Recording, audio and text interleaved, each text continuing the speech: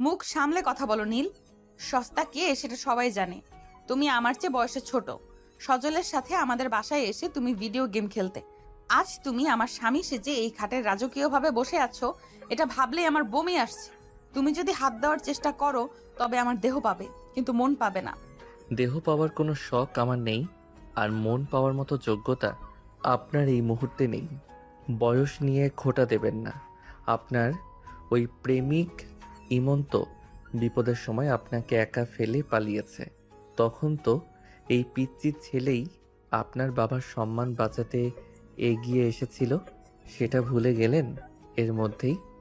Drawing রুমে তখন মেহমানদের বিদায়ের শব্দ শোনা যাচ্ছে, কিন্তু বাসর ঘরের ভেতরটা যেন রণক্ষেত্র। খাটের এক কোণায় নীল বসে আছে বিরক্ত মুখে, আর তুলি লাল বেনারসি পরে দাঁড়িয়ে তার দিকে রাগি চোখে তাকিয়ে আছে। দুজনের মাঝখানে সম্মানের চেয়ে জেদটাই এখন বেশি কাজ করছে। আমার বাড়ির কথা তুলে আমাকে ছোট করার চেষ্টা করবে না নীল। তুমি ভালো করেই জানো আমার সাথে তোমার কোনো মিল নেই। আমি আধুনিক, শিক্ষিত আর ক্যারিয়ার নিয়ে সচেতন। আর তুমি তুমি তো এখনো ঠিকমতো পড়াশোনাই শেষ করোনি। তোমার মতো একটা ছেলের সাথে জীবন কাটানো মানে নিজের কবর নিজে খোঁড়া। ক্যারিয়ার তো আমারও হবে, কিন্তু আপনার মতো অহংকার কি আমার হবে? আমি নীল চৌধুরী, দয়া করে মনে রাখবেন। বিয়েটা যখন হয়েই গেছে তখন এই চিৎকার কোনো বিয়েটা যখন হয়েই গেছে তখন এই চিৎকার করে কোনো লাভ নেই। আপনি আপনার ইমনের জন্য কান্না করুন, আর না হয় ঘুমিয়ে পড়ুন। আপনার ওই রাগী মুখ দেখলে আমার এমনিতেই মেজাজ বিগড়ে যায়। তুমি নিজেকে কি ভাবো নীল? আমার দয়াতে তুমি এই ঘরে থাকার সুযোগ পাচ্ছ।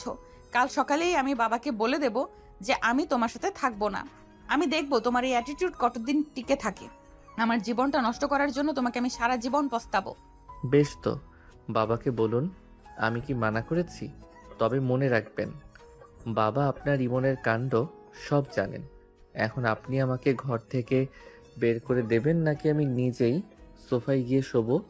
আপনার মতো একটা স্বার্থপর মেয়ের সাথে এক বিছানায় থাকার বিন্দুমাত্র ইচ্ছা আমার নেই। নীল আলমারি থেকে নিজের একটা চাদর আর বালিশ টেনে নিল। তুলির চোখে আগুন ঝরছে, যেন সুযোগ পেলেই নীলকে জ্যান্ত পুড়িয়ে মারবে। নীল সোফায় গিয়ে আয়েশ করে শুলো, যেন তার কিচ্ছু হয়নি। কিন্তু তুলির বুকের ভেতর তখন অপমানের জ্বালা। তুমি তো দেখছি অনেক বড় বড় কথা শিখে গেছো নীল। সজলের সাথে যখন লুডো খেলতে তখন তো বিড়ালের মতো মুখ করে থাকতে। আজ দেখছি বাঘ হয়ে গেছো। কাল সকাল থেকে আমি তোমাকে এমন টায়ার্ড করব যে তুমি নিজে থেকেই ডিভোর্স পেপারে সই দিয়ে পালানোর পথ খুঁজবে। টর্চার করার সময় পাবেন না আপু। আমি কাল থেকে নিজের কাজে ব্যস্ত হয়ে যাব। আর একটা কথা, আমাকে কাল থেকে নীল বলে ডাকবেন। এই আপু ডাকটা এখন আমাদের সম্পর্কের সাথে একদমই যায় না। আপনার অবাধ্য ছাত্র বা ছোট ভাই হয়ে থাকার দিন শেষ। তুলে রাগে একটা কাচের গ্লাস ফ্লোরে আছাড় দিয়ে ভাঙলো। কাছের টুকরোগুলো ছড়িয়ে পড়লো চারিদিকে। নীল একবার চোখ খুলে তাকালো, তারপর একটা দীর্ঘশ্বাস ফেলে আবারও চোখ বন্ধ করলো। সে বুঝতে পারছে সজলের ওই সুন্দরী আর স্মার্ট বড় মনটা এখন তার গলার ফাঁস হয়ে দাঁড়িয়েছে। কাজ ভেঙে প্রতিবাদ করছেন? এটা কিন্তু বাচ্চাদের কাজ। শান্ত হন, আর লাইটটা অফ করে দিন। আমার কাল সকালে তাড়াতাড়ি উঠতে হবে। বাসর রাতে মানুষ ভালোবাসার কথা বলে, আর আপনি গ্লাস ভেঙে নিজের পারফরম্যান্স দেখাচ্ছেন। অদ্ভুত আপনার রুচি। তুলি থর থর করে কাঁপছে রাগে। সে বিছানায় গিয়ে ধপ করে বসে পড়ল।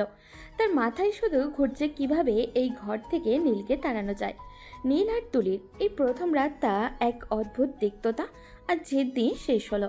দুজনকেই কেউই জানে না আগামী দিনগুলো তাদের জন্য কি নিয়ে অপেক্ষা করছে। কি ব্যাপার তুলি আপু, সকাল সকাল ড্রেসিং টেবিলের সামনে দাঁড়িয়ে অত সাজগোজ কিসের জন্য? এই যে এত পাউডার মাখছেন, এটা কি আপনার ওই কাপুরুষ প্রেমিক ইমনের জন্য, যে কিনা আপনাকে বিপদে ফেলে লেজ গুটিয়ে পালিয়েছে? নীল, তুমি আবার আমার ব্যক্তিগত বিষয়ে নাক গলাচ্ছ। কে পালিয়েছে আর কে আছে সেটা আমি বুঝবো। তুমি তোমার নিজের চরকায় তেল দাও। আমার সাজগোজ দেখে তোমার চোখ টাটাচ্ছে কেন? চোখ টাটাবে কেন? অবাক হচ্ছি দেখে যে ছেলেটা আপনাকে বিয়ের মণ্ডপে একা ফেলে যাওয়ার সাহস পায়, তার জন্য এখনো এত দরদ। আপনার মতো স্মার্ট একটা মেয়ের চয়েস এত জঘন্য হতে পারে, এটা আপনাকে না দেখলে বিশ্বাস করতাম না। তাও এত লম্বা লম্বা কথা আসে কোথা থেকে আপনার? নীলের এই তীক্ষ্ণ কথাগুলো তীরের মতো গিয়ে তুলির বুকে বিঁধল। তুলির হাতে লিপস্টিকটা সেখানেই থেমে গেল। সে আয়নায় নিজের প্রতিচ্ছবি থেকে তাকিয়ে একদম নিথর হয়ে দাঁড়িয়ে রইল। তার চোখ দুটো মুহূর্তেই ছলছল করে উঠল। হয়েছে তোমার বলা? আর কিছু বাকি আছে? সব তো জেনে শুনেই আমাকে বিয়ে করেছো। এখন বারবার ওই ক্ষতবিক্ষত জায়গাটাতে আঘাত করে কি পাচ্ছ তুমি নীল? আমি জানি সে ভঙ্গ ছিল, আমি জানি সে ভণ্ড ছিল, আমি জানি আমি ভুল করেছি, কিন্তু সেটা নিয়ে প্রতিদিন খোঁচে দেওয়ার অধিকার তোমাকে কে দিয়েছে? সে আর কোনো কথা না বাড়িয়ে দ্রুত ড্রয়ার থেকে রুমাল বের করে চোখ মুছতে মুছতে বারান্দার দিকে চলে গেল। তার সেই গর্বিত আর রাগী চেহারাটা এক নিমিষে যেন ভেঙে চুরমার হয়ে গেল। উফ, কাজটা মনে হয় একদমই ঠিক হলো না। রাগের মাথায় ওর দুর্বল জায়গায় আঘাত করে ফেললাম। মেয়েটা তো আসলেই একা হয়ে পড়েছিল সেদিন। আমি কেন ওর অতীত নিয়ে এভাবে বলতে গেলাম? নীলের বাচ্চা, তুই সত্যি একটা গাধা। নীল অপরাধ বোধে ভুগতে শুরু করলো। সে দেখলো তুলি বারান্দার এক কোণায় দাঁড়িয়ে আছে। তার কাঁধ দুটো থর থর করে কাঁপছে। নীল বুঝতে পারলো সে সীমা ছাড়িয়ে গেছে। সে ধীর পায়ে বারান্দার দিকে এগিয়ে গেল। নীল বুঝতে পারলো সে সীমা ছাড়িয়ে গেছে। সে ধীর পায়ে বারান্দার দিকে এগিয়ে গেল। শুনুন, আমি আসলে ওভাবে বলতে চাইনি। মেজাজটা একটু গরম ছিল তো, তাই মুখ ফসকে বেরিয়ে গেছে। আপনি অমন বাচ্চাদের মতো কাঁদবেন না তো। আপনার এই চুপসে যাওয়া মুখটা দেখতে একদমই ভালো লাগছে না। তুমি তো এটাই চেয়েছিলে নীল, তাই না? আমাকে ছোট করতে, আমাকে অপদস্থ করতে। এখন আমার কান্না দেখে তোমার অনেক আনন্দ হচ্ছে নিশ্চয়ই। যাও এখান থেকে, আমাকে একা থাকতে দাও। আরে ধুর, আনন্দের কি আছে এতে? আমি তো জাস্ট আপনাকে একটু খেপাতে চেয়েছিলাম। এখন দেখছি আপনি সিরিয়াসলি নিয়ে নিলেন। সরি বলছি তো, কান ধরে উঠবোস করতে হবে নাকি? নীল তুলির খুব কাছে গিয়ে দাঁড়ালো। তুলি মুখ ঘুরিয়ে নীলের চোখের দিকে তাকালো। তার ভেজা চোখ আর লাল হয়ে যাওয়া নাক দেখে নীলের হৃৎপিণ্ডটা যেন এক মুহূর্তের জন্য থমকে গেল। সে বুঝতে পারল ঝগড়া থাকলেও তুলির প্রতি তার মনে অন্যরকম এক টান তৈরি হচ্ছে। ঠিক আছে, আজ থেকে আর এই ভণ্ড ছেলের নাম আমি মুখে আনবো না। আপনিও আর মন খারাপ করবেন না। চলুন, মা ডাকছেন নাস্তা খাওয়ার জন্য। সবার সামনে আবার এমন মুখ করে থেকো না যেন কেউ কিছু বুঝতে পারে। আমরা তো সবার সামনে অনেক ভদ্র আর সুখী দম্পতি, মনে আছে তো? আমি জানি কিভাবে অভিনয় করতে হয় নীল, আমার জন্য তোমার ভাবতে হবে না। তুমি নিজের কলেজের পড়া নিয়ে ভাবো। চলো নিচে যাই, না হলে সজল আবার সন্দেহ করবে। তুলি আবারও সেই কৃত্রিম গাম্ভীর্য ফিরিয়ে এনে ঘর থেকে বেরিয়ে গেল। নীল তাকিয়ে রইল ওর যাওয়ার পথের দিকে। নীল বুঝতে পারছে তুলিকে হাসাতে বা তার মন জয় করতে তাকে অনেকটাই কাঠখড় পোড়াতে হবে। তাদের এই সাপে নেউলের সম্পর্কটা আসলে কোন দিকে মোড় নেবে সেটা নীল নিজেও জানে না। সকালবেলা নাস্তার টেবিলে সবাই একসাথে বসেছে। নীলের বাবা মা একদিকে আর অন্যদিকে নীল আর তুলি পাশাপাশি বসে আছে। বাইরে থেকে দেখলে মনে হবে কত সুখী এক দম্পতি, কিন্তু টেবিলের নিচে তাদের মধ্যে আসল যুদ্ধ চলছে। তুলি ইচ্ছে করে নীলের পায়ের উপরে নিজের হিল জুতো দিয়ে চেপে ধরলো আর মুখে এক গাল হাসি নিয়ে নীলের মায়ের দিকে তাকাচ্ছে। ও উফ, আম্মু, আজকের তরকারিটা না বেশ ঝাল হয়েছে। মনে হচ্ছে গলার কাছে কিছু একটা আটকে যাচ্ছে। কই বাবা, ঝাল তো ঠিকই আছে, তুই বরং একটু পানি খা। তুলিমা, তুই নীলকে একটু পানি ঢেলে দে তো। দেখছিস ছেলেটা কেমন করছে? হ্যাঁ আম্মু, দিচ্ছি। নীল তো আসলে একটু বেশি নরম তো, তাই ছোটখাটো ঝালও সহ্য করতে পারে না। এই নাও নীল, একদম ঠান্ডা পানি। সাবধানে খাও যেন গলায় না আটকে যায়। ধন্যবাদ আপনাকে। আপনি যে আমার কত খেয়াল রাখেন সেটা আমি হাড়ে হাড়ে টের পাচ্ছি। আম্মু, জানো তো তুলি আজ সকালে বলছিল সে নাকি নিজের হাতে সব রান্না বান্না শিখতে চায়। বিশেষ করে ঘর মোছা আর থালা বাসন ধোয়া নাকি ওর খুব শখ। বলিস কি নীল, তুই তো অনেক বড় চাকরি করে ওর এসব করার সময় কোথায়? তবে শখ থাকলে ভালো। তুলিমা, তুই এবার নীলের কথায় সিরিয়াস হয়ে যাস না, ও তোকে একটু খেপাচ্ছে। না না বাবা, আমি কি আর নীলের কথায় রাগ করি? ও তো এখনো ছোট মানুষ, বাচ্চা মানুষ, কখন কি বলে তার ঠিক নেই। তবে নীল বলছিল ও নাকি এখন থেকে প্রতিদিন বাজার করবে আর আমার অফিসের ব্যাগটা গুছিয়ে দেবে। ও নাকি চায় ওর বউ যেন রাজরানীর মতো থাকে, তাই না নীল? বদলা ভালোই নিচ্ছিস তুই। দাঁড়া, তোকে দেখাচ্ছি মজা। আম্মু, তুলি কিন্তু বলছিল ও কাল থেকে প্রতিদিন ভোরে উঠে তোমার সাথে নামাজ পড়বে, আর তারপর 2 ঘন্টা ধরে তোমার পা টিপে দেবে। ও নাকি সোয়াব কামাতে চায়। ওরে বাবা, তুলিমা, এসবের দরকার নেই। তুই এমনিতেই সারা সপ্তাহ অনেকটা খাটাখাটনি করিস। নীল কেন যে তোর পেছনে লাগে আমি বুঝি না। নীল, তুই কিন্তু দিন দিন খুব বাদর হয়ে যাচ্ছিস। তুলিকে একটু শান্তিতে থাকতে দিবি তো? নীলের মা আর বাবা দুজনেই লক্ষ্য করছে যে নীল আর তুলির মধ্যে কথা কাটাকাটি একটু বেশি হচ্ছে।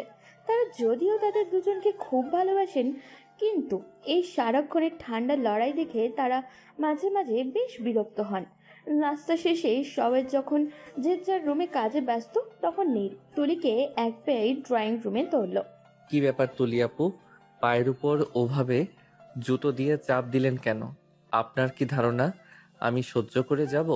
পরিবারের সামনে আমাকে পচানোর চেষ্টা করলে আমি কিন্তু আপনার গোপন সব কথা ফাঁস করে দেব।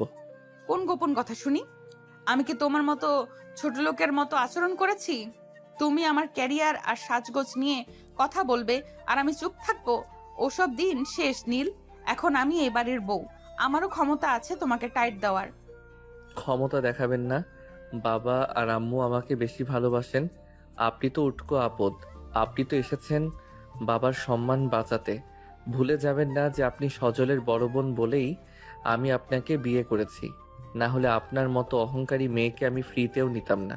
সস্তা কথা বলা বন্ধ করো। আমি উটকো আপদ? তুমি জানো আমার অফিসের সবাই আমাকে কতটা সম্মান করে, আর তুমি কিনা ঘরের ভেতর আমাকে অপমান করছো। তোমার ওই ফ্রিতে নেওয়ার কথা শুনে আমার হাসি পাচ্ছে। তোমার মতো বেকার ছেলেকে আমি জীবনেও স্বামী হিসেবে দেখতাম না, যদি না ইমন ওরকম বেমানি করতো। আবার ইমনের নাম? আপনাকে না বলেছি ওই ভণ্ড ছেলের নাম এই বাড়িতে নেবেন না? আপনি কি এখনো ওর বিরহে কাতর হয়ে আছেন? লজ্জা করে না আপনার যে আপনাকে সবার সামনে অপমান করেছে, তার জন্য এখনো আপনার মায়া হচ্ছে? আপনি আসলেও একটা অদ্ভুত ক্যারেক্টার। তখন নীল তুলিকে একা পেয়ে ড্রয়িং রুমে ধরল। নীল যখনই ইমনের কথা তুলল, তুলির চোখ দুটো আবারও ভেজে এলো, কিন্তু সে এবার আর বারান্দায় পালালো না। সে শক্ত হয়ে নীলের সামনে দাঁড়িয়ে রইল। তার কান্নার চেয়ে রাগটা এখন বেশি কাজ করছে। তুমি বারবার ইমনের কথা কেন তুলছো নীল? তুমি কি আমাকে কষ্ট দিয়ে আনন্দ পাও? হ্যাঁ, আমি ভুল করেছিলাম, আমি ইমনকে ভালোবেসেছিলাম, কিন্তু তার মানে এই নয় যে তুমি প্রতিবার ওই কথা বলে আমাকে ছোট করবে। তুমি কি জানো না আমার কতটা খারাপ লাগে? দেখুন, আমি ইচ্ছা করে বলি না। আপনি যখন আমাকে ছোট বা বাচ্চা মানুষ বলে অপমান করেন, তখন আমার মেজাজ ঠিক থাকে না। আপনি নিজেকে খুব স্মার্ট ভাবেন আর আমাকে ভাবেন অপদার্থ। আমি শুধু আপনার ওই ভুলটা ধরিয়ে দিতে চাই যে আপনার স্মার্টনেসটা তখন কোথায় ছিল, যখন আপনি ইমনের মতো ছেলেকে পছন্দ করেছিলেন। তার মানে তুমি আমাকে এটা বোঝাতে চাও যে আমার চয়েস খারাপ? ঠিক আছে নীল, আমি মেনে নিচ্ছি আমি ভুল করেছি, কিন্তু তুমি তো আমার পাশে থাকতে পারতে। আমরা তো বন্ধুর মতোও থাকতে পারতাম। কেন সবসময় আমাকে এভাবে আক্রমণ করো? আমি তো পাশে থাকতে চাই তুলি, কিন্তু আপনি তো আমাকে সেই সুযোগটাই দেন না। আপনি তো সব সময় আপনার আভিজাত্য আর ক্যারিয়ার নিয়ে গর্ব করেন।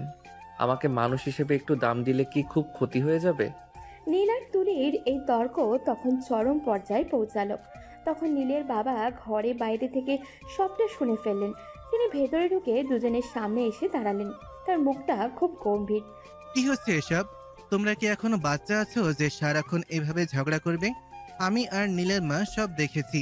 তোমরা ভাবছো তোমরা খুব বুদ্ধিমান, কিন্তু তোমাদের এই ছোটখাটো যুদ্ধ আমাদের খুব কষ্ট দিচ্ছে। তুলি, তুমি আমাদের বড় মেয়ে, আর নীল, তুমি তো আমাদের ছেলে। তোমাদের মধ্যে কি একটু মিল হবে না? বাবা, ও আসলে আমাকে একদম সম্মান করে না। সব সময় আমাকে বাচ্চা বলে খেপায়। না বাবা, ও মিথ্যা বলছে। ও সব সময় আমার অতীত নিয়ে কথা বলে, আমাকে ছোট করে। ওর কথা শুনলে আমার বুক ফেটে যায়। শোনো দুজনে, অতীত অতীতই, সেটা নিয়ে ঘাটাঘাটি করে কোনো লাভ নেই। আর নীল, বয়স তো কোনো ব্যাপার না। তুই এখন ওর স্বামী, তোকে সেভাবে আচরণ করতে হবে। আর তুলি, তুই নীলের ছোটখাটো ভুলগুলো ক্ষমা করতে শেখ। আমি চাই না কাল থেকে এই বাড়িতে আর কোনো চিৎকার শুনি। যদি শুনি তবে কিন্তু আমি খুব কঠোর ব্যবস্থা নেব। বাবার ধমক খেয়ে দুজনেই চুপ হয়ে গেল। নীল মাথা নিচু করে নিজের ঘরের দিকে চলে গেল, আর তুলি কিচেনের দিকে পা বাড়ালো। নীলের বাবার কথা শুনে দুজনেই একটু শান্ত হলেও তাদের ভেতরের দ্বন্দ্বটা পুরোপুরি মেটেনি। তবে নীলের মনে এক অদ্ভুত খারাপ লাগা কাজ করতে লাগলো। সে ভাবলো আসলেই তুলির দুর্বল জায়গায় আঘাত করাটা বারবার ঠিক হচ্ছে না, কিন্তু তুলির ওই জেদি ভাবটাও সে সহ্য করতে পারছে না। তাদের এই অল্প মধুর সম্পর্কটা কোনো দিকে যাচ্ছে তা তারা নিজেও জানে না। দিনগুলো নীল আর তুলির জন্য এক একটা যুদ্ধের মাঠের মতো দাঁড়িয়েছে। প্রতিটা সকাল ঘুম থেকে ওঠা থেকে শুরু করে রাতের ঘুমানোর আগ পর্যন্ত চলে তাদের বুদ্ধির লড়াই। কখনো তুলি নীলের জুতোর ভেতরে আঠা লাগিয়ে দেয়, তো কখনো নীল তুলির দামি কফি কাপে লবণের গুঁড়ো মিশিয়ে দেয়। বাড়ির বড়রা ভাবেন তারা হয়তো খুনসুটি করছে, কিন্তু তাদের ভেতরের জেদটা পাহাড়ের মতো শক্ত হয়ে আছে। একে অপরকে জব্দ করতে তারা এমন মরিয়া। আম্মু, আমি বাথরুমে গেলাম, শাওয়ার নিয়ে এসে তোমার সাথে বাজারে যাব। আজ অনেক রোদ, তাড়াতাড়ি বের হতে হবে। নীল গান গাইতে গাইতে বাথরুমে ঢুকলো। সে নিশ্চিত গায়ে সাবান মাখলো, মাথায় প্রচুর শ্যাম্পু দিয়ে ফেনাও তুললো। ঠিক যখন সে শাওয়ারটা ছাড়তে যাবে, অমনি দেখলো ঝরঝর করে 2 ফোঁটা পানি পড়ে পুরো লাইন বন্ধ হয়ে গেল। নীল চোখে শ্যাম্পু ঢুকে যাওয়ার কারণে চোখ মেলতেও পারছে না। চোখ মুখ জ্বালাই একদম লাল হয়ে গেছে। কি রে, পানি আসছে না কেন? আম্মু, ও আম্মু, দেখো তো মোটরের সুইচ অফ হয়ে গেল নাকি? আমি তো পুরো সাবান মেখে ভূত হয়ে আছি। আম্মু, শুনতে পাচ্ছ? নীলের মা তখন রান্নাঘরে ব্লেন্ডার চালাচ্ছেন, তাই নীলার চাল্লাচাল্লি তার কানে পৌঁছালো না। এদিকে বাথরুমের দরজার বাইরে দাঁড়িয়ে তুলি মুখ টিপে টিপে হাসছে। সে জানে যে সে নিচ থেকে মেইন বাল্বটা বন্ধ করে দিয়ে এসেছে। নীলের অবস্থায় দেখে তার পৈশাচিক একটা আনন্দ হচ্ছে। আম্মু, কেউ আছো? ও খোদা, চোখ তো জ্বলে শেষ হয়ে গেল। কে আছো বাইরে? একটু পানি দাও। কেউ কেউ কি নেই এই বাড়িতে? আরে নীলবাবু, এত চিল্লাচ্ছ কেন?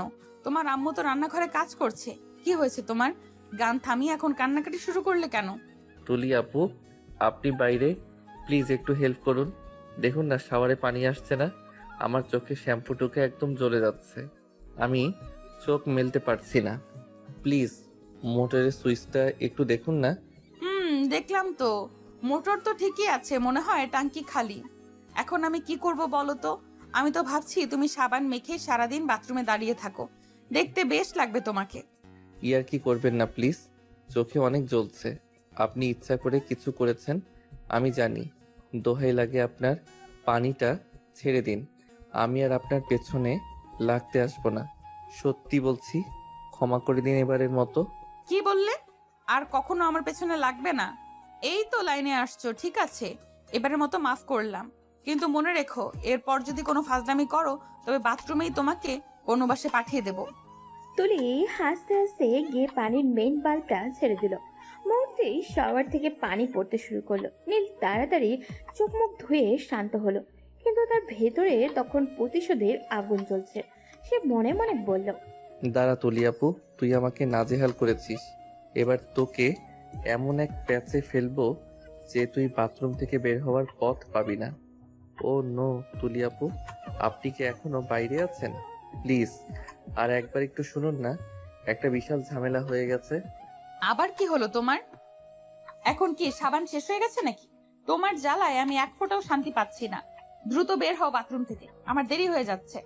আরে না, শুনুন না, আমি তাড়াহুড়ো করে বাথরুমে ঢোকার সময় আমার টাওয়েলটা নিতে একদম ভুলে গেছি। আম্মুকে ডাকছি কিন্তু আম্মু মনে হয় শুনছে না। প্লিজ আমার টাওয়েলটা একটু এনে দেবেন? একটু হেল্প করুন প্লিজ। ভিজে শরীরে তো আর বের হতে পারছি না। যত সব ঝামেলা! তুই একটা আস্ত গাধা নীল, টাওয়াল না নিয়ে কেউ বাথরুমে ঢোকে?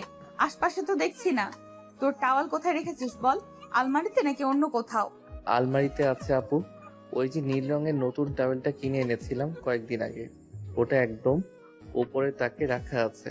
প্লিজ একটু কষ্ট করে নিয়ে আসুন না, আমি ভিজে কাঁপছি এখানে।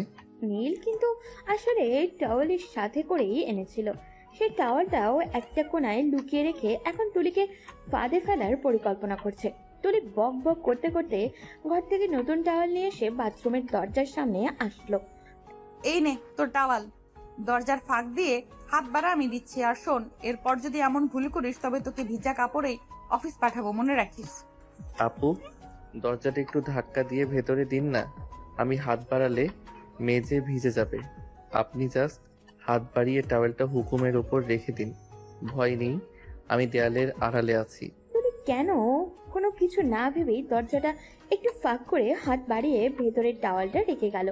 ঠিক সেই মুহূর্তে নীল এক ঝটকায় তুলির হাতটা ধরে ভেতরে টেনে নিল।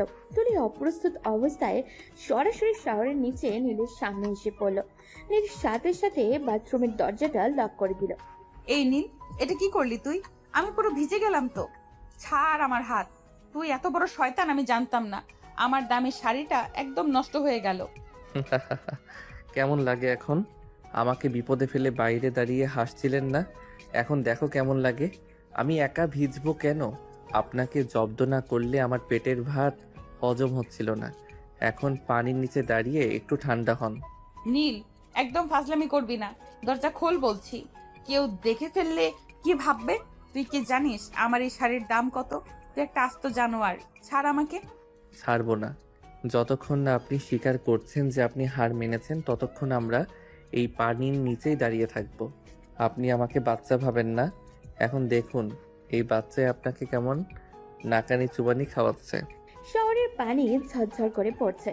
তুলির শাড়ি ভিজে তার শরীরের সাথে লেপটে গেছে। সে রাগ করতে চেয়েও নীলের এই পাগলামি দেখে কেন জানি ভেতরে ভেতরে একটু অপ্রস্তুত হয়ে পড়ল।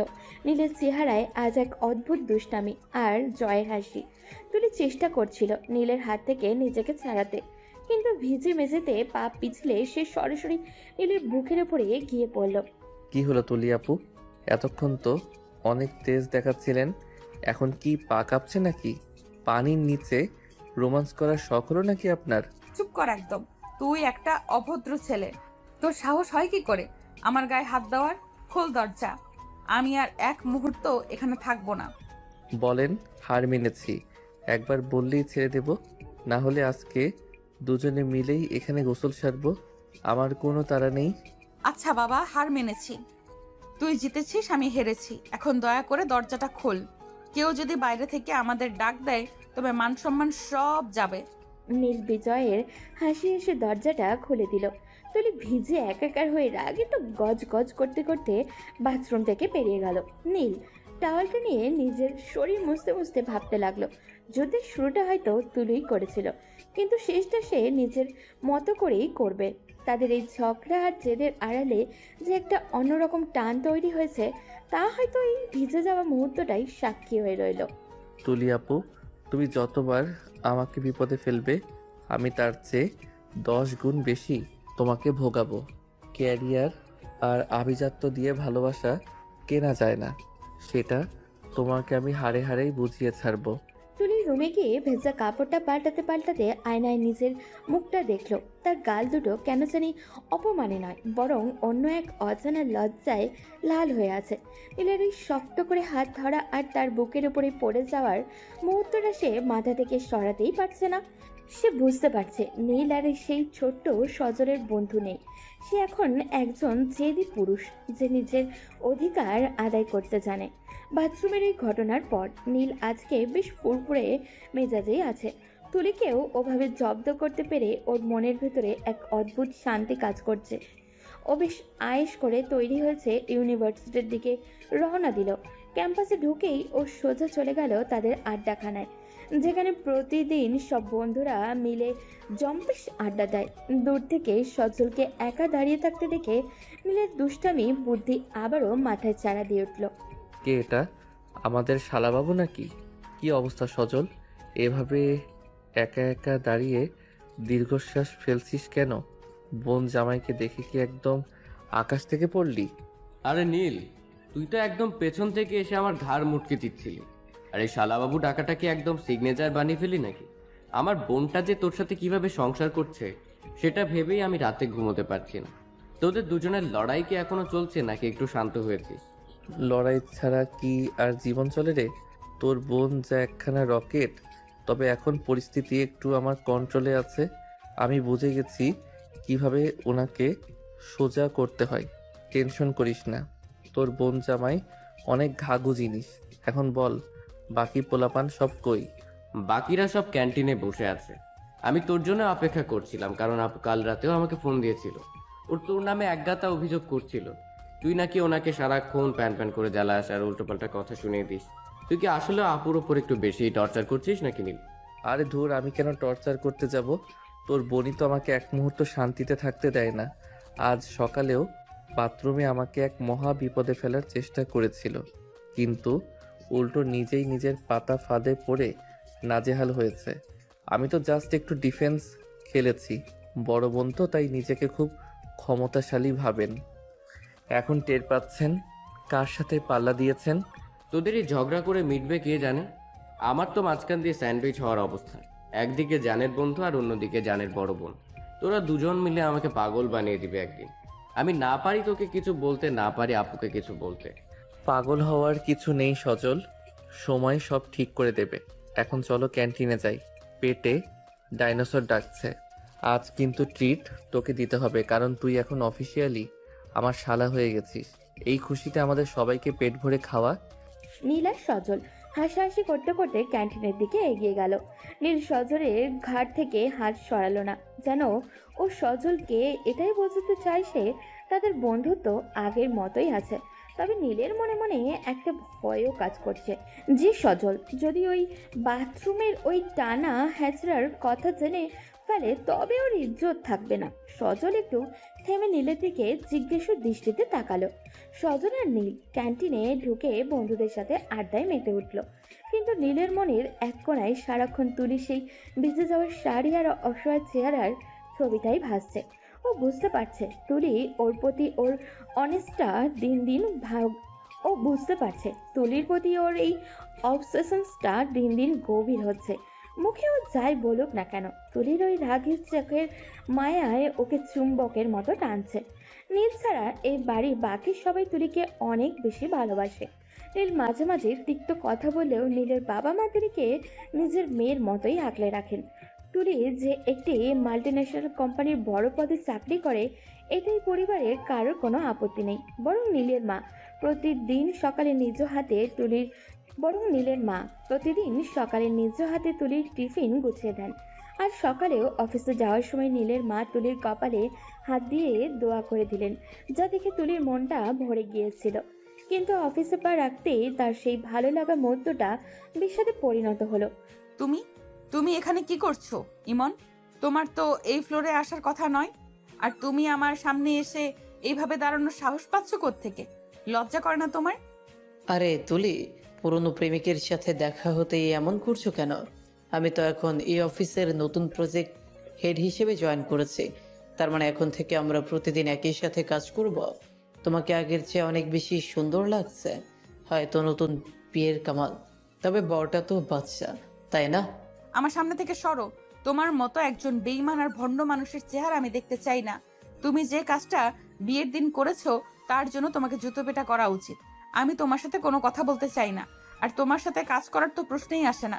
তোমার ছায়া দেখলেও আমার ঘেন্না লাগে। তুলি ইমনকে পাশ কাটিয়ে নিজের কেবিনে ঢুকে যেতে চাইল, কিন্তু ইমন খুব দ্রুত ওর সামনে গিয়ে পথ আটকালো। ইমনের মুখে একটা রহস্যময় আর কুটিল হাসি। সে খুব নিচু স্বরে কথা বলতে শুরু করলো, যা শুনে তুলির রক্ত মাথায় চড়ে গেল। অফিসের করিডোরে দু একজন স্টাফ তাদের দিকে আর চোখে তাকাচ্ছে। এখনো তো তোমাকে জ্বালানো শেষ হয়নি তুলি। তুমি কি ভেবেছো অন্য একজনকে বিয়ে করে তুমি খুব সুখে থাকবে? আমি জানি তুমি কাকে বিয়ে করেছো। সজলের ওই পিচ্ছি বন্ধু নীলকে, তাই না? যারা নিজেরই এখনো ঠিক মতো দাড়ি গোফ গজায় নেই। লোকমুখে শুনলাম বিয়ের মণ্ডপে নাকি বরবদল হয়েছে, কারণ আমি যাইনি। তোমার মতো একটা স্মার্ট মেয়ের কপালে শেষ পর্যন্ত ওই বাচ্চা ছেলেটা জুটলো। নীল বাচ্চা হতে পারে, কিন্তু সে তোমার মতো কাপুরুষ নয়। সে অন্তত পরিবারের সম্মান বাঁচাতে জানে। তুমি তো বিয়ের দিন নিজের দায়িত্ব থেকে পালিয়েছিলে। তোমার যোগ্যতা নেই নীলের নাম মুখে নেওয়ার। সে অন্তত আমার বিপদে পাশে দাঁড়িয়েছে। এখন আমার রাস্তা ছাড়ো, না হলে আমি সিকিউরিটি ডাকবো। সিকিউরিটি ডেকে কি করবে? পুরো অফিস তো জানে আমাদের সম্পর্কের কথা। সবাই জানে যে তোমার বিয়েটা কেন ভেঙে গিয়েছিল। আচ্ছা তুলি, ওই পিচ্ছি ছেলেটার সাথে থাকতে তোমার লজ্জা করে না? আর লোকে যখন হাসাহাসি করে যে তুলি ম্যাম একটা হাফ প্যান্ট পরা ছেলেকে বিয়ে করেছে, তখন তোমার কেমন লাগে? আমি তো তোমাকে ছেড়ে ভালোই করেছি, অন্তত একটা জেদিমের হাত থেকে বাঁচলাম। ইমনের প্রতিটা কথা তুলির বুকে তীরের মতো বিঁধছিল। তুলি অপমানে নীল হয়ে যাচ্ছিল। ইমন থামলো না, সে আরও কয়েক পা এগিয়ে তুলির খুব কাছে এসে দাঁড়ালো। তার গলার স্বর তখনও বিষাক্ত বিদ্রুপ ঝরে পড়ছে। তুমি যত বড় চাকরি করো না কেন তুলি, তুমি আসলে একটা রিজেক্টেড মাল। যে মেয়েকে বিয়ের আসরে বর ফেলে চলে যায় তার সমাজে কোনো দাম থাকে না। নীল হয়তো দয়া করে তোমাকে বিয়ে করেছে, কিন্তু সে তোমাকে কোনোদিন সম্মান দিবে না। সারা জীবন তুমি আমার দেওয়া ওই কলঙ্ক নিয়ে বেঁচে থাকবে। লোকে তোমাকে দেখলে আড়ালে হাসবে আর সমবেদনা দেখাবে। চুপ করো ইমন, আর একটা কথা বললে আমি থাপ্পড় মেরে তোমার দাঁত ফেলে দেব। তুমি কত নীচ হতে পারো আমি আজ আবার দেখতে পেলাম। তুমি আমাকে ছোট করছো? তুমি নিজেকে দেখো, তুমি একটা মানুষ নামের কলঙ্ক। আমার জীবন থেকে চিরতরে চলে যাও। তোমার মতো নোংরা মানুষের সাথে এক সেকেন্ডও কথা বলাও পাপ। তুলি আর কথা না বাড়িয়ে নিজের কেবিনে ভেতরে ঢুকে দরজাটা আটকে দিল। সে সোফায় ধপ করে বসে পড়ে ডুকরে কেঁদে উঠল। ও ইমনের কথাগুলো তাকে তিলে তিলে শেষ করে দিচ্ছে। অফিসের সবাই হয়তো তাকে নিয়ে আড়ালে হাসাহাসি করছে। তুলির মনে হতে লাগলো তার সাজানো কেরিয়ার আর সম্মান সব আজ ধুলোয় মিশে গেছে। কাজ শুধু তুলি, এটা তো মাত্র শুরু। তোমাকে আমার পায়ের কাছে টেনে আনবো আমি। নীল তোমাকে বাঁচাতে পারবে না। আমি এই অফিসে এসেছি তোমাকে প্রতিদিন তিলে তিলে অপমানের বিষ খাওয়াতে। অফিস শেষে তুলি যখন বাসায় ফিরল, তার মুখটা একদম ফ্যাকাশে হয়েছিল। সে কারোর সাথে কোনো কথা না বলে সোজা নিজের ঘরে চলে গেল। নীলের মা কয়েকবার ডাকলেও সে সাড়া দিল না। নীল তখনও ইউনিভার্সিটি থেকে ফেরেনি। তুলি বিছানায় উপর হয়ে পড়ে রইল। তার মাথায় শুধু ইমনের ওই নিষ্ঠুর কথাগুলোই বাজছিল। তার মনে হলো সে আসলেও সবার কাছে একটা হাসির পাত্র হয়ে গেছে। নীল ইউনিভার্সিটি থেকে ফিরে আজ খুব ফুরফুরে মেজাজেই ছিল। আজও ওর ইচ্ছা ছিল তুলিকে কোনো একটা নতুন বাহানায় একটু খ্যাপাবে। শেষ বাজাতে বাজাতে ও ঘরে ঢুকলো। ও দেখলো তুলি এখনও অফিসের শাড়িটা না পাল্টেই বিছানায় উপর হয়ে শুয়ে আছে। নীল ভাবলো তুলি হয়তো আলসেমি করে একটু বিশ্রাম নিচ্ছে। তুলি অফিস থেকে এসেই একেবারে মরা মানুষের মতো পড়ে আছেন কেন? আজ কি অফিসে বেশি কাজ করতে হয়েছে নাকি নাকি ঝগড়া করার দম শেষ হয়ে গেল? ওঠেন ওঠেন, আমার খুব খিদে পেয়েছে, মাকে বলেন নাস্তা দিতে। নীল কয়েকবার কথা বললেও তুলি একদম চুপচাপ পড়ে থাকলো। ও কোনো উত্তর দিল না, এমনকি নড়াচড়াও করলো না। প্রতিদিন হলে এতক্ষণে তুলি বকাঝকা করতো অথবা কড়া কোনো জবাব দিত। তুলির এই পাথর হয়ে থাকাটা নীলের কাছে একদম স্বাভাবিক লাগলো না। নীল একটু অবাক হয়ে তুলির একদম পাশে গিয়ে বসলো। আরে আপনি কি আসলেও ঘুমাচ্ছেন নাকি? ওঠেন না, এত ঢং করেন না। এই যে শুনছেন, আপনার সাথে কথা বলছি তো। নীল ধীরে ধীরে তুলির কাঁধে হাত দিতেই তুলি চমকে উঠে এক ঝটকায় পেছনে ফিরে তাকালো। নীল দেখলো তুলির চোখের কাজল লেপটে গেছে, নাক মুখ কান্নায় লাল হয়ে আছে। নীলকে দেখেই তুলি তাড়াতাড়ি ওপাশ ফিরে নিজের চোখের পানি মুছতে শুরু করলো। নীলের বুকের ভেতরটা মুহূর্তে কেমন জানি করে উঠল। কিছু হয়নি নীল, তুই বাইরে যা তো, আমাকে একটু একা থাকতে দে। এমনিতেই মাথাটা খুব ধরেছে, তাই শুয়ে আছি। কোনো সমস্যা নেই, তুই যা। এই কি কাঁদছেন কেন আপনি? কি হয়েছে? আপনার মতো রাগী মেয়ে কাঁদছে কেন? বাড়িতে কেউ কিছু বলেছে? এই মিথ্যে কথাগুলো অন্য কাউকে বলতে পারেন, আমাকে না। অফিসে কিছু হয়েছে? কেউ কি আপনাকে কিছু বলেছে? কোনো কলিগ কি আপনার সাথে খারাপ ব্যবহার করেছে? আপনার মুখ দেখে মনে হচ্ছে বড় কোনো ঝামেলা হয়েছে। সত্যি করে বলেন, কি হয়েছে? নীলের এই সহজভাবে জিজ্ঞাসা করা কথাগুলো তুলির বাদ ভেঙে দিল। এতক্ষণ সে নিজের ভেতরে অনেক কষ্ট চেপে বসেছিল, এবার সে আর নিজেকে সামলাতে পারল না। সে ডুকরে কেঁদে উঠল এবং কিছু না ভেবেই সামনে বসে থাকা নীলকে শক্ত করে জড়িয়ে ধরল। কেন সে নীলকে জড়িয়ে ধরল তা সে নিজেও জানে না, কিন্তু এই মুহূর্তে নীলের কাছে সে খুব শান্তি খুঁজে পেল। শান্ত হ তুলি, প্লিজ এভাবে কাঁদিস না। আমি তো আছি, সব খুলে বল আমাকে। কি হয়েছে তোর সাথে? কে কাঁদালো তোকে? তুলি কাঁদতে কাঁদতে ইমনের সাথে দেখা হওয়ার আর ইমনের সেই সব পচা কথাগুলো সব খুলে বলল। ইমন কিভাবে তাকে সবার সামনে অপমান করেছে, কিভাবে বিয়ে ভাঙার অপবাদ দিয়েছে, সব শুনে নীলের হাতের মুষ্টি আপনা আপনি শক্ত হয়ে গেল। নীলের রক্ত মাথায় চড়ে গেল। যে মেয়েটাকে সে নিজে ছাড়া আর কাউকে কষ্ট দিতে দেয় না, সেই মেয়েকে একটা বাইরের লোক এসে এত বড় কথা শুনিয়ে গেল। সরি নীল, আমি আসলে ইমোশনাল হয়ে পড়েছিলাম। আমি বুঝতে পারিনি আমি তোকে ওভাবে জড়িয়ে ধরেছি। আমি আসলে খুব ভেঙে পড়েছিলাম ইমনের কথাগুলো শুনে। তুই কিছু মনে করিস না? ঠিক আছে, আমি কিছু মনে করিনি। মানুষ বিপদে পড়লে কাছের মানুষকেই তো খোঁজে। এখন আর এক ফোঁটা চোখের জল ফেলবি না।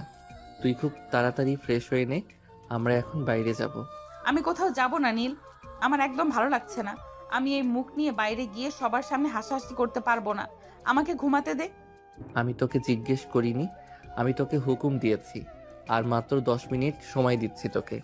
ফ্রেশ হয়ে একদম রেডি হয়ে বের হবি। আমরা বাইরে গিয়ে ফুচকা খাবো।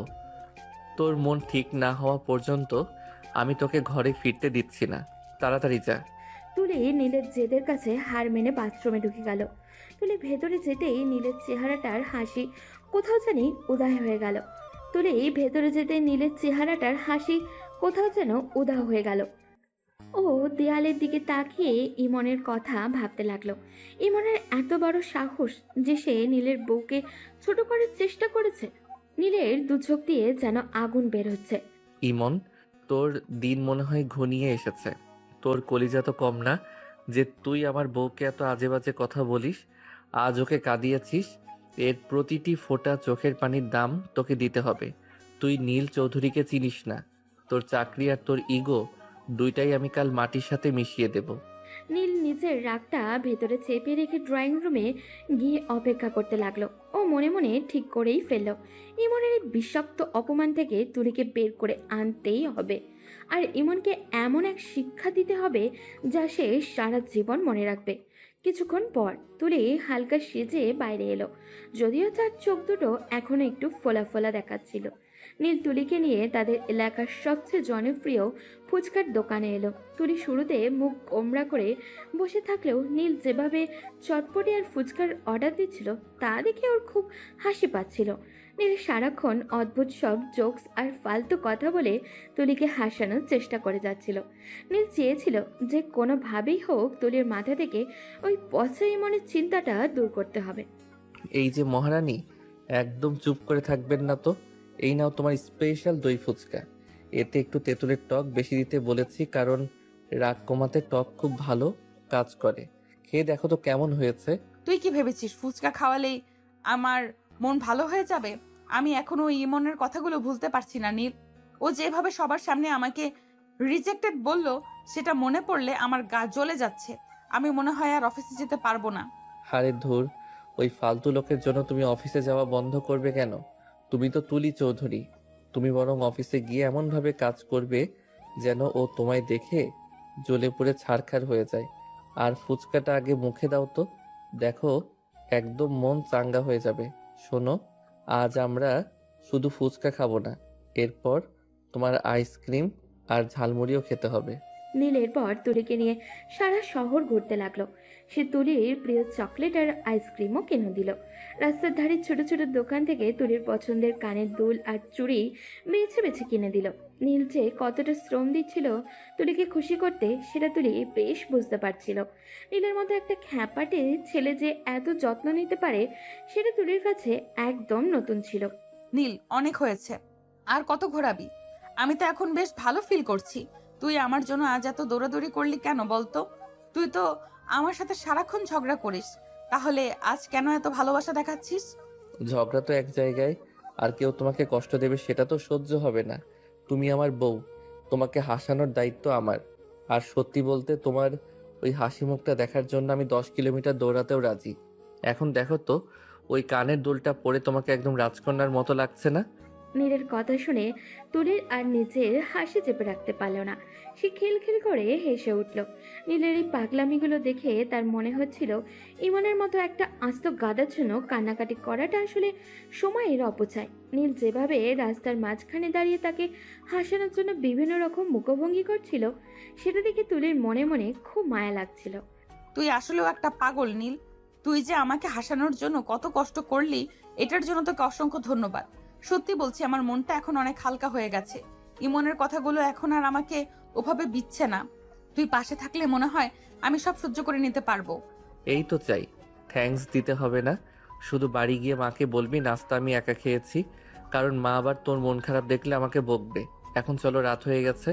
আর শোন তুলি, শোনো তুলি, কাল অফিসে তুমি মাথা উঁচু করে ঢুকবে। আমি আছি তো, সব দেখে নেব। তুলি নীলের চোখের দিকে তাকিয়ে এক অদ্ভুত ভরসা পেল।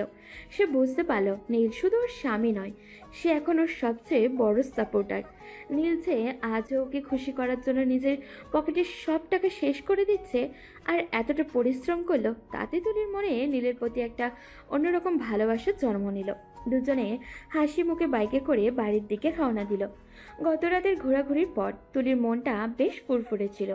সকালে সে ফিটফাট হয়েই তৈরি হলো অফিসে যাওয়ার জন্য, কিন্তু বাড়ি থেকে বের হয়ে তুলির চক্ষু চড়ক গাছ। বাড়ির সামনে যেখানে প্রতিদিন তার গাড়িটা পার্ক করা থাকে, সেখানে আজ কিছুই নেই। তুলি এদিক ওদিক খুঁজতে লাগলো আর ভাবলো ড্রাইভার বোধহয় গাড়ি নিয়ে কোথাও গেছে। ঠিক তখনই নীল বাইক নিয়ে স্টাইল করে তুলির সামনে এসে ব্রেক কষলো। এই নীল, আমার গাড়িটা কোথায় দেখেছিস? আর তুই সাত সকালে বাইক নিয়ে আমার সামনে এভাবে কেন দাঁড়িয়ে আছিস? সর সামনে থেকে, আমার অফিসে যেতে দেরি হয়ে যাচ্ছে। আরে শান্ত হও মহারানী, তোমার গাড়ি আজ আসবে না, আমি পাঠিয়ে দিয়েছি। আজ থেকে তোমার অফিসে যাওয়া আর আসার দায়িত্ব আমার। আমি ইউনিভার্সিটিতে যাওয়ার পথে তোমাকে অফিসে ড্রপ করে দিয়ে যাব, আবার ফেরার সময় নিয়ে আসবো। এখন জলদি বাইকে ওঠো। তুই পাগল হয়েছিস? আমি তোর বাইকে চড়ে অফিসে যাব? লোকে দেখলে কি ভাববে? আর আমার গাড়ি পাঠানোর অধিকার তোকে কে দিয়েছে? আমি নিজের গাড়িতেই কমফোর্টেবল। একদম ফাজলামি করবি না নীল। চাবি কোথায় বল? চাবি আমার পকেটে। আর শোনো তুলি, তোমাকে একা অফিসে যেতে দিলে তুমি আবার ওই ইমনের কথা ভেবে মন খারাপ করবে। আমি থাকতে সেটা হতে দিচ্ছি না। ঝটপট বাইকে ওঠো, না হলে কিন্তু চ্যাংদোলা করে তুলে নেব। এমনিতেই দেরি হয়ে গেছে। তুলি প্রথমে কিছুতেই রাজি হচ্ছিল না, কিন্তু নীলের এই একগুয়ামির কাছে তার হার মানতেই হলো। সে গজগজ করতে করতে নীলের বাইকের পেছনে গিয়ে বসলো। নীল মনে মনে হাসলো, কারণ সে জানতো তুলিকে কিভাবে মানাতে হয়। বাইক স্টার্ট দিয়ে নীল মেইন রোডের দিকে এগিয়ে গেল, কিন্তু শহরের ট্রাফিক জ্যাম আর রাস্তার অবস্থা আজ মোটেও ভালো ছিল না। একটু শক্ত হয়ে বসো তুলি, রাস্তার অবস্থা খুব খারাপ আর ট্রাফিকও অনেক। তুমি ওভাবে আলগা হয়ে বসে থাকলে যে কোনো সময় পড়ে যেতে পারো। একটু সামনে এগিয়ে আসো। তুলি নীলের কথা কানে নিল না। সে একটু একটু দূরত্ব বজায় রেখেই বসেছিল, কিন্তু রাস্তা যখন উঁচু নিচু আর ভাঙা শুরু হলো, তখন তুলির অবস্থা বেহাল। বাইক যখনই গর্তে পড়ছিল বা নীল ব্রেক ধরছিল, তুলির টাল সামলাতে না পেরে বারবার নীলের পিঠের উপরে ঢলে পড়ছিল। তুলি বারবার নিজেকে সামলানোর চেষ্টা করলেও পারছিল না। আমি কিন্তু আগেই বলেছিলাম শক্ত হয়ে বসতে, এখন তো বারবার আমার ঘাড়ের উপর পড়ছো। এরপর যদি পড়ে গিয়ে হাত পা ভেঙে ফেলো, তবে কিন্তু আমাকেই ব্যান্ডেজ করতে হবে। হঠাৎ করেই একটা দ্রুতগামী গাড়ি নীলের বাইকে ক্রস করতে চাইল। নীল দুর্ঘটনা এড়াতে খুব জোরে করা ব্রেক কষল। তুলে একদম অপ্রস্তুত ছিল। সে নিজেকে সামলাতে না পেরে দুই হাতে নীলকে শক্ত করে জড়িয়ে ধরল। তুলির বুকটা তখন ধকধক করছিল ভয়ে, আর তার মাথাটা নীলের পিঠের সাথে একদম লেপ্টেছিল। তুলি, তুমি কি ঠিক আছো? ভয় পেও না, আমি সামলে নিয়েছি।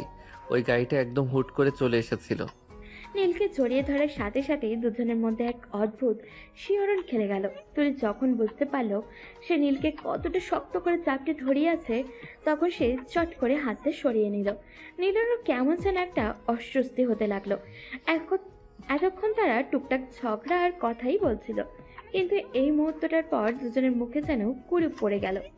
রাস্তাটা একটু বেশি খারাপ আজ, আর কিছুক্ষণ অফিস চলে আসবে। সাবধানে চালা, আমি ঠিক আছি। বাকিটা পথ আর একটা কেউ শব্দ উচ্চারণ করলো না।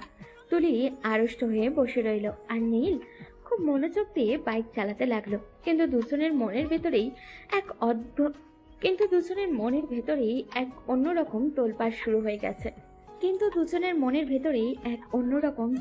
শুরু হয়ে গেছে নীল বুঝতে পারল তুলির স্পর্শ তাকে কতটা অস্থির করে তুলেছে। আর তুলি ভাবছিল নীলের ওপরে তার এই অহেতুক নির্ভরতা কি ক্রমশ অন্য কোনো মন নিচ্ছে। অফিসের সামনে বাইক থামার পর তুলি খুব দ্রুতই নেমে গেল, এমনকি নীলের দিকে একবারও ফিরে তাকালো না। অফিসে সারা দিন ইমন অনেক চেষ্টা করেছে তুলিকে ছোট করার জন্য, কারোর কাজের বাহানায় বারবার তুলির ডেস্কে এসেছে আর বাজে বাজে ইঙ্গিত দিয়েছে, কিন্তু তুলি আজ একদম শক্ত ছিল। নীল যেভাবে তাকে সাহস দিয়েছে তাতে তুলি ইমনের কোনো কথাই কানে তোলেনি। অফিস ছুটির পর তুলি নিচে নেমে এসে দাঁড়ালো। নীল তাকে আগে মেসেজ করে জানিয়েছে যে সে আসছে। তুলি আগে কখনো কারোর জন্য এভাবে অপেক্ষা করেনি, কিন্তু আজ কেন জানি নীলের জন্য অপেক্ষা করতে তার বেশ ভালো লাগছে। তুলি ওঠো, দেরি হয়ে যাচ্ছে, বাড়িতে মা অপেক্ষা করছেন। নীল বাইক নিয়ে একদম ইমনের সামনে এসে ব্রেক ধরল। নীলের চোখে মুখে এক অদ্ভুত গম্ভীর ভাব। ইমনের সামনে সে নিজেকে খুব শক্তভাবে তুলে ধরল। ইমন তখন নিজেকে অপমানিত বোধ করে নীলকে ছোট করার জন্য কথা বলতে শুরু করলো। এই যে ছোট ভাই, খুব তো হিরো সেজে বাইক চালাচ্ছ। জানো তো এই মেয়েটা আগে আমার পেছনে পেছনে ঘুরতো, আজ হয়তো পরিস্থিতির চাপে পড়ে তোমার সাথে আছে, কিন্তু ওর মনে এখনো আমার নাম লেখা। তুমি তো বাচ্চা মানুষ, বড়দের মাঝখানে না আসাই ভালো। নিজের ভালো চাস তো চুপ করে থাক ইমন। আমার বউয়ের আশেপাশে যদি তোকে আর কোনোদিন দেখি তবে তোকে একদম শেষ করে ফেলবো। তোর প্রজেক্টের টাকা নিয়ে কারচুপি আর আগের অফিসের কেলেঙ্কারির সব প্রমাণ আমার কাছে আছে। এক ইমেইলেই তোর চাকরি খতম হয়ে যাবে। চোখের সামনে থেকে বিদায় হ। নীলের মুখে নিজের গোপন অপরাধের কথা শুনে ইমনের চেহারাটা ফ্যাকাশে হয়ে গেছে। সে আর এক মুহূর্ত সেখানে না দাঁড়িয়ে দ্রুত নিজের গাড়ি নিয়ে বসলো, তারপর পালিয়ে বাঁচলো। তুলি এতক্ষণ নীলের সাহস দেখছিল। সে এবার ইমনের ফেলে যাওয়া পথের দিকে তাকিয়ে তেজ দেখিয়ে কথা বলতে শুরু করলো। ভালো নীল, তুই কি ভেবেছিস তোর থেকে আমার স্বামী অনেক গুণ ভালো? ইমন, আমি জীবনের কাছে এখন অনেক কৃতজ্ঞ যে নীলকে আমি স্বামী হিসেবে দিয়েছে। তোর মতো একটা কুলাঙ্গারকে আমার জীবন থেকে সরিয়ে নীলকে আমার পাশে দাঁড় করিয়েছে, এটাই আমার সবচেয়ে বড় পাওনা। এখন ভাবতে ঘৃণা হয় যে আমি তোকে একসময় ভালোবাসতাম। তুই একটা আস্ত আবর্জনা। হয়ে গেছে তোমার বলা, এবার বাইকে ওঠো। রোদের মধ্যে অনেক ভাষণ দিয়েছো। তুলি আর কোনো দেরি করলো না, নীলের বাইকের পিছনে উঠে বসলো। বাইক যখন চলতে শুরু করলো তুলির মনে আর কোনো দ্বিধা বা সংকোচ থাকলো না। সে কেন জানি না নীলের খুব কাছাকাছি চলে এলো। সে দুই হাতে নীলকে শক্ত করে জড়িয়ে ধরলো এবং নীলের পিঠে মাথা রেখে বসে রইল। নীল তো পুরো থতমত খেয়ে গেল। সে বাইক চালাতে চালাতে অবাক হয়ে ভাবলো আজ সূর্য আসলে কোন দিকে উঠেছে। আরে তুলি, তুমি কি ঠিক আছো? এভাবে হঠাৎ জড়িয়ে ধরলে যে? রাস্তার মানুষ তো দেখছে। দেখুক মানুষ, যে আমাকে সম্মান দিতে জানে তার হাত ধরতে আমার কোনো লজ্জা নেই। তুই চুপচাপ বাইক চালা, আজ আমার খুব শান্তি লাগছে। আমি তো কিছুই বুঝতে পারছি না। তোমার কি শরীর খারাপ নাকি ইমনের উপর রাগ করে আমার উপর শোধ তুলছো? তুই সবসময় বেশি কথা বলিস নীল, চুপচাপ ড্রাইভ কর। আমি একটু চোখ বন্ধ করে থাকতে চাই। তোর এই চওড়া পিঠটা আজ কেন জানি খুব নিরাপদ মনে হচ্ছে। নীল আর কোনো কথা বলল না, কিন্তু তার ঠোঁটের কোণে একটা জয়ের হাসি ফুটে উঠল। তুলির এই হঠাৎ বদলে যাওয়ার নির্দ্বিধায় তাকে জড়িয়ে ধরা নীলের হৃদস্পন্দন বাড়িয়ে দিয়েছে। নীল বুঝতে পারল যে তার লড়াইয়ের বরফ অবশেষে গলতে শুরু করেছে। তুলি বুঝতে পেরেছে যে মেকি আভিজাত্যের চেয়ে নীলের এই বোকামি ভরা ভালোবাসাই তার জীবনের আসল সম্বল। তারা দুজনেই বিকেলের নরম আলোয় বাইকে করে বাড়ির দিকে এগিয়ে চলল, যেখানে আর কোনো তৃতীয় ব্যক্তির জায়গা নেই। রাতের শহরটা শান্ত হয়ে এসেছে। নীল আর তুলি বাড়ি ফেরার পর থেকে দুজনের মধ্যেই এক অদ্ভুত নীরবতা কাজ করছে। নীল ড্রয়িং রুমে বসে থাকলেও তার মাথায় বারবার বিকেলের ওই ঘটনাটা ঘুরপাক খাচ্ছিল। তুলি যেভাবে সবার সামনে তাকে নিজের স্বামী হিসাবে গর্ব করে পরিচয় দিল আর বাইকে আসার সময় যেভাবে জড়িয়ে ধরল, সেটা নীলকে এক মুহূর্ত স্থির থাকতে দিচ্ছে না। নীল আর থাকতে না পেরে তুলির ঘরে গিয়ে ঢুকলো। তুলি তখন জানলার পাশে দাঁড়িয়ে বাইরের অন্ধকারের দিকে তাকিয়েছিল। তুমি কি ঘুমাওনি এখনো? একটা কথা জিজ্ঞেস করার জন্য এলাম। খুব ডিস্টার্ব করছি না তো তোমাকে? না নীল, এসো। ডিস্টার্ব করবে কেন? আমি আসলে কিছু একটা ভাবছিলাম, তুমি কিছু বলবে? বিকেলের ওই ব্যাপারটা নিয়ে খুব ঝটকা বিকেলের ওই ব্যাপারটা নিয়ে খুব খটকা লাগছে আমার। মানে তুমি ইমনের সামনে অত বড় বড় কথা বললে, তারপর বাইকে ওভাবে আমাকে জড়িয়ে ধরলে, এসব কি শুধুই ইমনের সামনে নাটক করার জন্য, নাকি নিজেকে আড়াল করার জন্য আমাকে ঢাল হিসেবে ব্যবহার করলে? সত্যিটা বলো তো তুলি, আমার কাছে কিছু লুকিও না। নীলের প্রশ্নটা শুনে তুলি ধীরে ধীরে জানলার দিকে থেকে ঘুরে দাঁড়ালো। সে ধীর পায়ে নীলের একদম কাছে এসে দাঁড়ালো। তুলির চোখের দৃষ্টি আজ অন্যরকম। সেখানে সেই চিরচেনা রাগ বা জেদ নেই, বরং এক অদ্ভুত মায়া আর কান্না ভেজা আভা খেলা করছে। নীল তুলির চোখের দিকে তাকিয়ে যেন নিজের কথা বলার ভাষা হারিয়ে ফেলেছে। তুমি কি আসলে ভাবো নীল আমি নাটক করছিলাম? তুমি কি জানো না তুলি চৌধুরী অভিনয় করতে পারে না? নীল, আমি তখন যা বলেছি সব নিজের মন থেকে বলেছি। ইমনকে ওভাবে বলাটা আমার ভেতরে জমে থাকা ঘৃণা ছিল। আমি তোমাকে আমার স্বামী বলাটা ছিল আমার জীবনের সবচেয়ে বড় সত্যি। আমি বুঝতে পারিনি নীল, কিন্তু আজ যখন তুমি আমার সম্মানের জন্য ইমনের সামনে সিংহের মতো গর্জে উঠলে, তখন আমার সব ভুল ভেঙে গেছে। কিন্তু তুলি, আমি তো তোমার চেয়ে ছোট। তুমি তো আমাকে সারাক্ষণ বাচ্চা বলে খেপাও। আমি কি আসলেও তোমার স্বামী হওয়ার যোগ্য? তুমি তো কোনোদিন আমাকে পছন্দই করতে না। বয়স দিয়ে কি আর মানুষ চেনা যায় নীল? আমি যাকে ভালোবেসেছিলাম সে তো বয়সে বড় ছিল, কিন্তু সে কি তোমার মতো আমাকে আগলে রাখতে পেরেছে? তুমি আমার চেয়ে ছোট হতে পারো, কিন্তু তোমার মনটা অনেক বড়। আজ তুমি না থাকলে আমি হয়তো ইমনের কথায় আবার ভেঙে পড়তাম। তুমি আমাকে বাঁচিয়েছো নীল, তুমি আমাকে একটা নতুন পরিচয় দিয়েছো। আজ থেকে আর কোনো সংকোচ নেই নীল, তুমি শুধু আমার স্বামী নও, তুমি আমার সবচেয়ে বড় ভরসা। তুলির কথাগুলো নীলের হৃদয়ে যেন এক পজিটিভ ধাক্কা দিল। নীল দেখল তুলির চোখে পানি টলমল করছে। নীল কোনো কথা না বলে আলতো করে তুলির কপালে একটা চুমু খেলো। তুলি শিউরে উঠল, কিন্তু নিজেকে সরিয়ে নিল না। আর সে আবারও নীলের বুকে মাথা রাখলো। আজকের এই রাতটা যেন তাদের সব মান, অভিমান আর তিক্ততাকে এক নিমিষেই ধুয়ে মুছে সাফ করে দিল। আমি তোমাকে সারা জীবন এভাবে আগলে রাখবো তুলি। তুমি আমার উপর রাগ করো, ঝগড়া করো, তাতে আমার কোনো আপত্তি নেই, কিন্তু কোনোদিন একা হয়ে যেও না। আমি তোমার সেই ছোট্ট সজলের বন্ধুই থাকবো, যে তোমাকে পাগলের মতো ভালোবাসতে জানে। আর কোনোদিন ঝগড়া করব না নীল। আমি তোমাকে অনেক কষ্ট দিয়েছি না, আমায় মাফ করে দিও। আজ থেকে আমি শুধু তোমার তুলি হতে আজ থেকে আমি শুধু তোমার তুলি হয়ে থাকতে চাই। তুমি পাশে থাকলে আমার আর কিছুই লাগবে না। জানলার ফাঁক দিয়ে চাঁদের আলো এসে তাদের দুজনের উপরে পড়ল। আজ বাসর রাতের চেয়েও বেশি পবিত্র এক রাত কাটাচ্ছে তাদের। নীল আর তুলি দুজন দুজনকে জড়িয়ে ধরে অনেকক্ষণ দাঁড়িয়ে রইল। কারোর মুখেই আর কোনো কথা নেই, কারণ আজ তাদের দুজনের নীরবতা আর চোখের জলই সব কথা বলে দিচ্ছে। দিনগুলো এখন আর আগের মতো ঝোড়ো হাওয়ার মতো কাটে না। নীল আর তুলির মধ্যে যে তিক্ততা ছিল তা ধীরে ধীরে মিষ্টি মধুর সম্পর্কে রূপ নিচ্ছে। তারা এখন একে অপরের ছোট ছোট অভ্যাসগুলো পছন্দ করতে শুরু করেছে। নীল এখন প্রায়ই প্রতিদিন তুলিকে অফিসে দিয়ে আসে, আর তুলিও এখন আর কোনো বাহানা না এনে করে নীলের বাইকে চড়ে বসে। তাদের এই বদলে যাওয়ার সম্পর্কটা বাড়ির বাইরে প্রভাব ফেলেছে। নীল যখন আজ ইউনিভার্সিটিতে গেল, তার চোখে মুখে এক অন্যরকম আনন্দ খেলা করছিল। কিরে নীল, ইদানিং তোকে দেখে মনে হচ্ছে তুই 7 রাজার ধন পেয়ে গেছিস। কিছুদিন আগেও তো আমার বোনের নামে সারাক্ষণ আজে বাজে কথা বলতি, মুখটা কুমড়োর মতো করে রাখতি, আর এখন দেখছি তুই সারাক্ষণ দাঁত বের করে হাসছিস। কি ব্যাপার বলতো? আমার বোনের প্রেমে টেমে পড়লি নাকি? তোর বোনের প্রেমে তো আমি সেই প্রথম যেদিন তাকে দেখেছিলাম সেদিনই পড়েছিলাম রে সজল। এতদিন শুধু উপরে উপরে শত্রুতা করেছি, কিন্তু ভেতরে ভেতরে তো তোর বোনই ছিল আমার সব।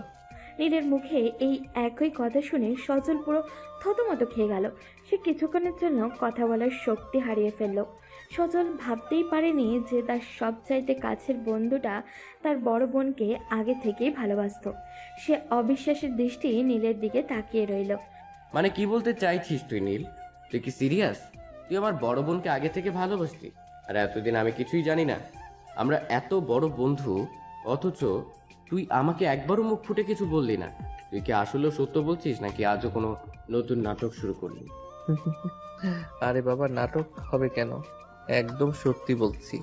এমনি এমনি কি তোকে আমি এতদিন ধরে শালাবাবু বলে ডাকতাম? লোকে ভাবতো আমি তোকে খেপানোর জন্য শালাবাবু বলছি, কিন্তু আমি তো আসলে তোকে আমার হবু শালা মনে করেই ডাকতাম। তোকে আমি অনেকবার বলতে চেয়েছি, কিন্তু আমাদের বন্ধুত্বের শেষ হয়ে যাওয়ার ভয়ে কখনো সাহস করে উঠতে পারিনি। ভেবেছিলাম তুই যদি রাগ করিস বা আমাদের বন্ধুত্বটা যদি নষ্ট হয়ে যায়, তাই সবটা নিজের বুকেই চেপে রেখেছিলাম। তুই একটা আস্ত শয়তান নীল। আমি ভেবেছিলাম তুই হয়তো আপুকে সহ্যই করতে পারিস না, তাই বিয়েটা স্রেফ আমাদের পরিবারের সম্মান বাঁচাতে করেছিস। অথচ তুই তো দেখছি মনে মনে তলোয়ার নিয়ে বসেছিলি, কিন্তু আপুর সাথে তো তোর আদায় কাজকলায় সম্পর্ক ছিল। তাহলে এখন হঠাৎ এত মাখো মাখো প্রেম আসছে কোত্থেকে? পরিস্থিতির চাপে পড়ে বিয়েটা হলেও আমার কাছে ওটা ছিল একটা সুযোগ।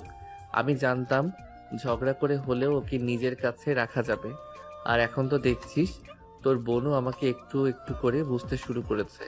কাল তো নিজ থেকে আমাকে জড়িয়ে ধরে অনেক কথা বলল। বিশ্বাস কর সজল, আমি এখন পৃথিবীর সবচেয়ে সুখী মানুষ। সজল কিছুক্ষণ চুপ থেকে হঠাৎই হো হো করে হেসে উঠল। সে নীলের কাঁধে একটা জোরে থাপ্পড় মারল।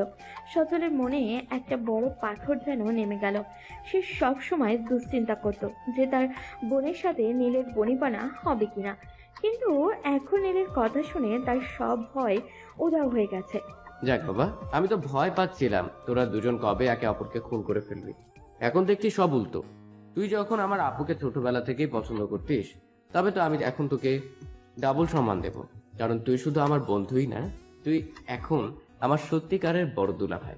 তবে সাবধান, আপুকে যদি কোনোদিন কষ্ট দিস তবে কিন্তু এই শালাবাবুই তোর হাড়গোড় ভেঙে দেবে। সেই সুযোগ আর দেব না রে। অনেক সময় নষ্ট করেছি ঝগড়া করে, এখন শুধু ভালোবাসা হবে। তোর বোনের হাসি মুখটা ধরে রাখার দায়িত্ব এখন আমার। তুই শুধু আশীর্বাদ কর যেন আমাদের এই শান্তিটা চিরকাল থাকে।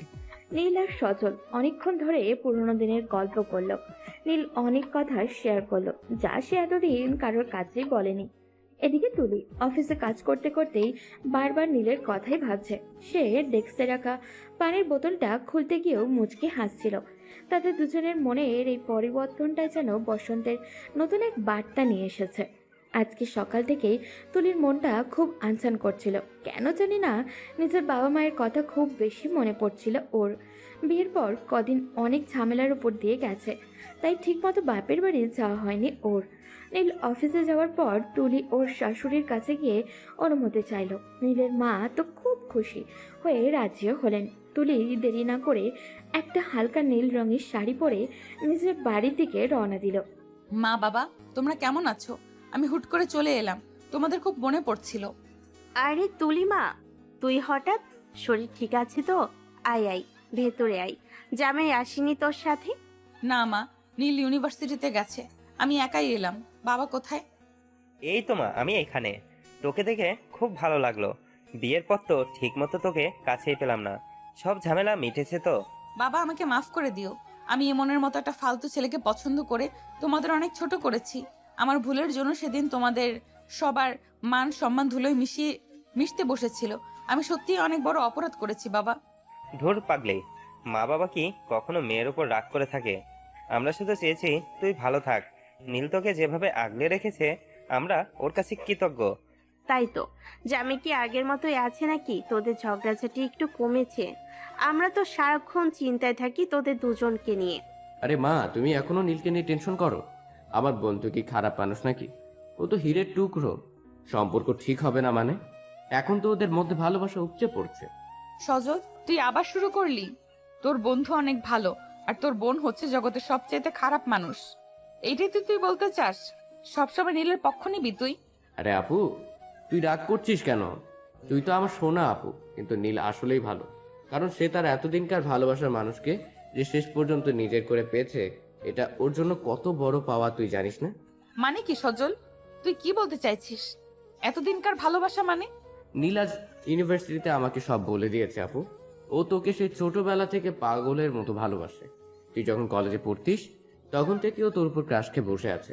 তোকে হারানোর ভয়ে আর আমাদের বন্ধুত্বের কথা ভেবে ও কোনোদিন বলতে পারেনি। নীল তোকে পাওয়ার জন্য সেদিন ওইভাবে বিয়ের মণ্ডপে নিজেকে বাজি ধরেছিল। বলিস কি সজল? নীল আমাদের তুলিকে আগে থেকে পছন্দ করতো? এটা তো ও কোনোদিন আমাদের বুঝতে দেয়নি। ওমা, তার মানে জামাই তোকে আগে থেকেই ভালোবাসতো? আমি তো ভেবেছিলাম ও শুধু আমাদের মুখ রক্ষা করতে বিয়েটা করেছে। এখন তো শুনে আমার বুকটা হালকা হয়ে গেল। নীল ছেলেটা সত্যি অনেক চাপা আর ভালো। তুলি একদম পাথরের মতো স্তব্ধ হয়ে গেল। সে সবার কাছ থেকে বিদায় নিয়ে নিজের ঘরে চলে গেল। ঘরে গিয়ে সে চুপচাপ বিছানায় বসে রইল। তার বুকের ভেতরটা আজ কেন জানি খুব বেশি কাঁপছে। সে ভাবছে যে ছেলেটা তাকে এত বছর ধরে নিঃস্বার্থভাবে ভালোবেসে গেল, সে তাকে কত অপমাননা করেছে, অথচ নীল হাসি মুখে সব সহ্য করে গেছে। নীল, তুমি আসলে একটা পাগল। এত বছর ধরে এই কথাগুলো নিজের মনে চেপে রাখলে কি করে? আমি তোমাকে কতবার ছোট করেছি, কত কথা শুনিয়েছি। তুমি কি আসলেই আমাকে এত বেশি ভালোবাসো? তুলির আজ কেন জানি খুব বেশি খুশি লাগছে। যখন থেকে সে জেনেছিল নীল তাকে আগে থেকেই ভালোবাসতো, তখন থেকেই সে নীলের প্রতি তার টান অনেক বেড়ে গেছে। সে আয়নার সামনে দাঁড়িয়ে নিজের মনেই হাসছে। নীল ইউনিভার্সিটি থেকে ফেরার পথে তুলির জন্য প্রিয় কিছু চকলেট আর ফুল কিনে এনেছিল।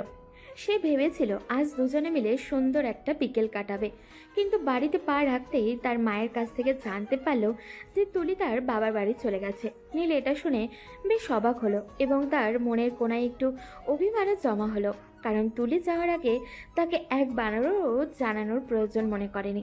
আম্মু, তুলি কি আমাকে একবারও ফোন করেনি? ও যে ওর বাবার বাড়ি গেল আমাকে তো কিছুই বলল না। আমি ওর জন্য কত কিছু নিয়ে এলাম। ওরে ওরে না রে বাবা, ও খুব তাড়াহুড়ো করে গেল। বলল ওর বাবা মায়ের জন্য মনটা খুব খারাপ লাগছে। তুই রাগ করিস না, নিজের বাড়ি গেছে তো, কাল পরশুই চলে আসবে। নীল মুখে কিছু না বললেও তার মনটা খুব খারাপ হয়ে গেল। রাত যত বাড়তে লাগলো নীলের অস্থিরতা তত বাড়ল। তুলি ছাড়া এই বিশাল ঘরটা যেন তাকে গিলতে আসছিল। সে বারবার ফোনের দিকে তাকাচ্ছিল, কিন্তু জেদের কারণে তুলিকে ফোন করছিল না। ও ভাবছিল তুলি কি একবারও আমাকে মিস করছে না? ও কি জানে না ওকে ছাড়া আমার এক মুহূর্ত কাটে না? উফ, এই মেয়েটার এত অহংকার কেন? একবার বলে গেলে কি হতো? আমি কি ওকে বাধা দিতাম? না, আমি আর সহ্য করতে পারছি না। আমাকে এখনই ওর কাছে যেতে হবে। নীল আর নিজেকে ধরে রাখতে পারল না। ঘড়িতে তখন রাত 11টা বাজে। সে বাইক নিয়ে সোজা তুলির বাড়ির সামনে গিয়ে হাজির হলো। বাড়ির সব আলো নেভানো। নীল সজলকে ফোন দিল। সজল, আমি তোদের বাড়ির গেটের সামনে। তুই জলদি নিচে আয়, আমাকে ভেতরে ঢোকার ব্যবস্থা করে দে। আমি তোর বোনের সাথে দেখা করব। তুই কি পাগল হয়েছিস নীল? এখন যদি রাত কত বাজে দেখছিস?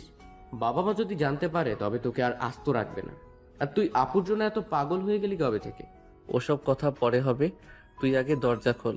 আমি পাইপ দিয়ে বেয়ে বা জানালা দিয়ে ঢোকার চেষ্টা করব, নাকি তুই শান্তিতে দরজা খুলবি? আমি আজ তুলিকে না দেখে এক পাও নড়ব না। সজল নিরুপায় হয়ে চোরের মতো করে সদর দরজা খুলে নীলকে ভেতরে নিয়ে এলো। নীল পা টিপে টিপে তুলির ঘরের দিকে এগিয়ে গেল। এদিকে তুলি নিজের ঘরে বিছানায় শুয়ে এপাশ ওপাশ করছিল। সে একবার ফোন হাতে নিচ্ছে, আবার রেখে দিচ্ছে। তার মনে বারবার সজলের বলা কথাগুলো বাজছিল। নীল তাকে ভালোবাসে, এই চিন্তাটাই তাকে ঘুমোতে দিচ্ছে না। নীল কি এখনো রাগ করে আছে? আমি ওকে না বলে চলে এলাম বলে কি ও ফোন দিচ্ছে না, নাকি ও আসলে আমাকে এখন আর মনে করছে না? নীল, তুমি কি জানো আমি তোমার জন্য কতটা ছটফট করছি? ঠিক সেই সময় তুলির দরজাটায় খটখট করে শব্দ শুনতে পেল। সে অবাক হয়ে অন্ধকার ঘরের দরজার দিকে তাকালো। দরজার লক খোলার শব্দ হতেই সে ভয় পেয়ে গেল। ঘরের আলো নেভানো থাকায় সে কিছুটা দেখতে পাচ্ছিল না। হঠাৎই একটি ছায়া তার দিকে এগিয়ে আসতে শুরু করলো। তুলি ভয়ে চিৎকার দিতে যাচ্ছিল, তখনই একজোড়া শক্ত হাত তার মুখ চেপে ধরলো। চুপ, একদম চিৎকার করবে না। চিৎকার করলে তোমার বাবা মা এখনই চলে আসবে, তখন কিন্তু মান সম্মান সব যাবে। নীল, তুমি তুমি এই মাঝরাতে এখানে কিভাবে এলে? আর তুমি এভাবে চোরের মতো ঘরে কেন ঢুকেছো? আমার তো হার্ট ফেল হওয়ার অবস্থা। খুব তো আমাকে না জানিয়ে পালিয়ে এসেছো। কি ভেবেছিলে এখানে এসে আমার হাত থেকে বেঁচে যাবে? তা হচ্ছে না মহারানী। নীল চৌধুরীকে ফাঁকি দেওয়া এত সহজ নয়। তুমি আমাকে একবার বলার প্রয়োজন মনে করলে না যে তুমি চলে যাচ্ছ? আমার কতটা খারাপ লাগছিল সেটা একবারও কি ভেবে দেখেছো? আমি আমি আসলে তাড়াহুড়ো করে চলে এসেছি। আমি ভেবেছিলাম তুমি ইউনিভার্সিটিতে বিজি আছো, তাই ডিস্টার্ব করতে চাইনি। কিন্তু তুমি সত্যি সত্যি আমার জন্য এত রাতে এখানে চলে আসবে এটা আমি কল্পনাও করতে পারিনি। কল্পনা করার দরকার নেই, সামনে দেখো। আমি তোমাকে ছাড়া এক রাতও থাকতে পারছি না তুলি। তুমি কি জানো না তুমি এখন আমার নিঃশ্বাস হয়ে গেছো? আর কোনোদিন আমাকে না বলে কোথাও যাবে না, মনে থাকবে? অন্ধকারের মধ্যেও তুলি দেখতে পেল নীলের চোখের সেই গভীর টান। তুলির মনে হলো সজল যা বলেছিল তা একদম সত্যি। নীল আসলেও তাকে পাগলের মতো ভালোবাসে। তুলি আর কোনো কথা বলল না, সে ধীর পায়ে নীলের দিকে এগিয়ে গেল। নীলের অভিমান মেশানো মুখটা দেখে তুলির হৃদয়ে এক নতুন শিহরণ বয়ে গেল। এই মাঝরাতে নীলের এই পাগলামি তুলিকে এক অন্যরকম ভালোবাসার জগতে নিয়ে গেল। ঘরের আবছা অন্ধকারে নীল আর তুলি একে অপরের খুব কাছাকাছি দাঁড়িয়ে আছে। জানলার ফাঁক দিয়ে আসা নীলের অভিমান মেশানো মুখটা দেখে তুলির হৃদয়ে এক নতুন শিহরণ বয়ে গেল। এই মাঝরাতে নীলের এই পাগলামি তুলিকে এক অনন্য ভালোবাসার জগতে নিয়ে গেল। ঘরের আবছা অন্ধকারে নীল আর তুলি একে অপরের খুব কাছাকাছি দাঁড়িয়ে আছে। জানলার ফাঁক দিয়ে আসা চাঁদের আলোয় তুলি দেখল নীলের চোখে আজ কোনো রাগ নেই, আছে শুধু এক আকাশ ভালোবাসা আর অধিকার। তুলি অনুভব করলো যে ভালোবাসার জন্য সে এতদিন হাহাকার করছিল তা আসলে তার খুবই কাছে ছিল, শুধু সে চোখ মেলে দেখতে পায়নি। কি হলো, এভাবে তাকিয়ে আছো কেন? উত্তর দিচ্ছ না যে? আমাকে না বলে এখানে এসে খুব শান্তিতে ছিলে, তাই না? শান্তি কোথায় নীল? আমি তো প্রতিটা মুহূর্ত তোমার কথাই ভেবেছিলাম। নীল, সজল আমাকে সব বলেছে। তুমি নাকি আমাকে সেই ছোটবেলা থেকে ভালোবাসো, অথচ আমার সাথে সব সময় এমন ব্যবহার করতে যেন আমি তোমার জানের শত্রু। চাপা স্বভাব কেন তোমার? কি বলতাম? তুমি তখন বড়দের মতো গম্ভীর হয়ে থাকতে, বড় বড় ডিগ্রি নিচ্ছিলে, আর আমি ছিলাম সজলের বখাটে বন্ধু। ভয়ে বলিনি, পাছে তুমি যদি আমাকে চর মেরে বাড়ি থেকে বের করে দাও। কিন্তু আজ যখন তোমাকে আমার নিজের করে পেয়েছি তখন আর কোনো ভয় নেই। তুমি আসলেও একটা আস্ত পাগল নীল। আচ্ছা, আমাকে ওই দিন বিয়ে করলে কেন? স্রেফ দায়িত্বের জন্য, নাকি আমাকে পাওয়ার সুযোগ হাতছাড়া করতে চাওনি বলে? সত্যি বলবো, সেদিন আমার বুকটা ফেটে যাচ্ছিল যখন দেখলাম ওই ইমন তোমাকে একা ফেলে চলে গেছে। আমি সহ্য করতে পারছিলাম না যে কেউ তোমাকে কাঁদাবে, তাই ভাবলাম যদি মরতে হয় তবে তোমার পাশে থেকেই মরবো। তোমাকে পাওয়ার লোভ তো ছিলই, কিন্তু তার চেয়ে বড় ছিল তোমাকে রক্ষা করার জেদ। তুলির চোখে আবারও জল চলে এলো। সে ধীর পায়ে এগিয়ে গিয়ে নীলের বুকে মাথা রাখলো। নীল এবার আর সংকোচ করলো না, সে তুলিকে খুব মায়া দিয়ে জড়িয়ে ধরলো। এই আলিঙ্গনে যেন হাজার বছরের ক্লান্তি আর দীর্ঘশ্বাস নিমিষেই হারিয়ে গেল। নীল, আমি তোমাকে অনেক জ্বালিয়েছি, অনেক বাজে কথা বলেছি, আমাকে ক্ষমা করে দিও। আমি আজ বুঝতে পারছি ইমনের মতো মেকি মানুষের চেয়ে তোমার এই সহজ সরল পাগলামি অনেক বেশি দামি। আমি কথা দিচ্ছি আজ থেকে আমি শুধু তোমার হয়ে থাকবো। আমিও কথা দিচ্ছি তুলি, আজ থেকে আর কোনোদিন তোমাকে কাঁদতে দেব না। ওই ইমন বা অন্য কেউ যদি তোমার দিকে বাঁকা চোখে তাকায় তবে নীল চৌধুরী তার চোখ তুলে নেবে। তুমি শুধু আমার সারা জীবনের জন্য। হঠাৎই দরজায় টোকা পড়ল। সজল বাইরে থেকে ফিস ফিস করে ডাকছে। এই নীল, অনেক তো প্রেম করলি, এবার ভাগ এখান থেকে। বাবা যদি জানতে পারে তবে আমাদের দুজনেরই কপাল পুড়বে। তাড়াতাড়ি গেট দিয়ে বেরিয়ে যান। সজল শালাবাবু, তুই যে আমাদের রোম্যান্সে বাধা দিবি সেটা আমি জানতাম। ঠিক আছে, যাচ্ছি। তুলি, কাল সকালেই আমি বাইক নিয়ে আসবো তোমাকে নিতে, তৈরি থেকো কিন্তু। আমি তোমার অপেক্ষায় থাকবো নীল, সাবধানে যেও। নীল তুলির কপালে আলতো করে ভালোবাসার ছোঁয়া দিয়ে জানলার দিকে পা বাড়ালো। তুলি দাঁড়িয়েই রইল একরাশ তৃপ্তি নিয়ে।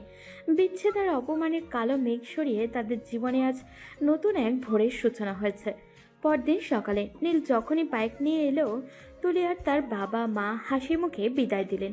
নীলের বাইকের পেছনে বসে তুলি এবার আর দূরত্ব রাখল না, সে পরম নির্ভরতায় নীলের কাঁধে হাত রাখল। রাস্তার ধারে গাছপালা আর মানুষের ভিড়ে পেরিয়ে তাদের বাইক এগিয়ে চলল এক নতুন গন্তব্যের দিকে। ঝগড়া, জেদ আর অভিমানের চড়াই উতরাই পেরিয়ে নীল আর তুলি এখন এক সুখী দম্পতি। সজলের সেই বখাটে বন্ধু আজ বড় বোনের যোগ্য জীবনসঙ্গী হয়ে তার পাশে সারা জীবনের জন্য থেকে গেল। এভাবেই পূর্ণতা পেল এক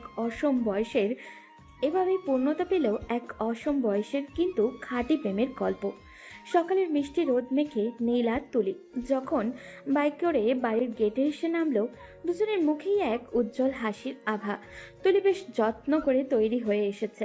আজ নীলকে দেখে মনে হচ্ছে সে যেন পুরো পৃথিবী জয় করে ফিরল। কিন্তু তারা বাড়িতে পা রাখতেই লিভিং রুমে নীলের বাবা আর মা দুজনকেই একেবারে হাতে নাতে ধরে ফেলল।